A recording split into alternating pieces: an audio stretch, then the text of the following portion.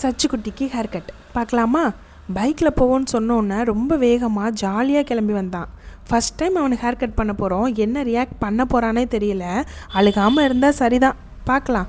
நம்ம சச்சுக்கு எங்கே hair cut பண்ண போகிறோம் அப்படின்னா, கீழக்கரையில் ஏர்வாடி முக்குக்கு பக்கத்தில் இருக்கிற லேக்ஸஸ் சலூனில் தான் நம்ம ஹேர் கட் பண்ண போகிறோம்.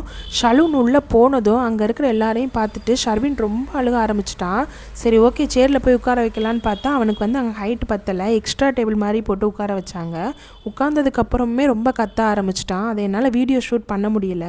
அதோட அந்த தம்பி யாராச்சும் ஒரு ஆள் மடியில் வச்சுக்கோங்க அப்படின்னு சொன்னாப்புல. நான் மடியில் வச்சதுக்கப்புறமே அந்த சிசர் ட்ரிம்மர்லாம் பார்த்து இவன் ரொம்ப கத்துவான்னு நான் பயந்தேன். ஆனால் சச்சு ரொம்ப காமாக ரொம்ப அமைதியாக சமத்து பையனாக உட்காந்துருந்தான். அதே மாதிரி அந்த ஹேர் கட் பண்ணுற பையனுமே ரொம்ப பொறுமையாக கிட்ஸை எப்படி ட்ரீட் பண்ணணும், எப்படி ஹேண்டில் பண்ணணுங்கிற மாதிரி ரொம்ப பொறுமையாக ட்ரீட் பண்ணாங்க. சச்சுக்கு சைடில் 2 கோடு மாதிரிலாம் போட்டாங்க. இது ஏன் அப்படின்னு சொல்லிட்டு என் தம்பிகிட்ட கேட்டேன். இல்லை, இதுதான் இப்போ ட்ரெண்டுன்னு சொல்லிட்டு அவன் ஆல்ரெடி உள்ளே வந்ததுமே இமேஜை காமிச்சிட்டான் போல். அதே மாதிரி தான் அவங்க ஹேர் கட் பண்ணுறாங்க. ஆனால் நல்லா தான் இருந்துச்சு. நான் சும்மா நார்மலாக ஹேர் கட் பண்ணிட்டு வரலான்னு தான் நினச்சேன். ஆனால் இதுவும் நல்லா தான் இருந்துச்சு. அந்த சலூன் ரொம்ப நீட்டாக ரொம்ப க்ளீனாக வச்சுருந்தாங்க. ரொம்ப அழகாக இருந்துச்சு சலூன் பார்க்கவே. அங்கே ரொம்ப அஃபோர்டபுள் ப்ரைஸ் தான். ஷர்வினோட ஹேர் கட்டுக்கு ஜஸ்ட் 130 rupees தான் வாங்கினாங்க.